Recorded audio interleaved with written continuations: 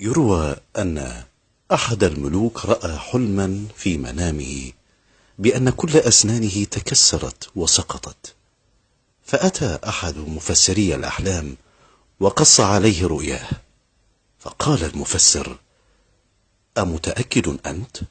فقال الملك: نعم. فقال له المفسر: تفسير رؤياك أن كل أهلك يموتون أمامك. فتغير وجه الملك وسجن الرجل على الفور، وأتى الملك بمفسر آخر وقال له نفس الكلام، وأيضا أمر به إلى السجن. وجيء له بمفسر ثالث وقص الملك عليه رؤياه، فقال المفسر: أمتأكد أيها الملك أنك حلمت بهذا؟ مبروك لك، مبروك أيها الملك. فقال الملك مستغربا: لماذا؟ فقال المفسر مسرورا: تأويل رؤياك أنك ستكون أطول أهلك عمرا.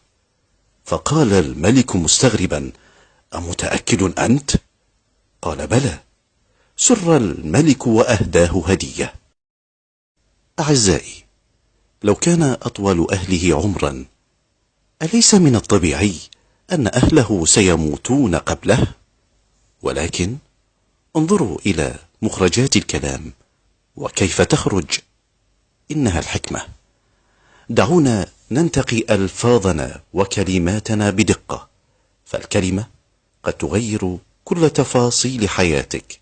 فانتقي كلامك ووزنه في عقلك قبل أن تقوله.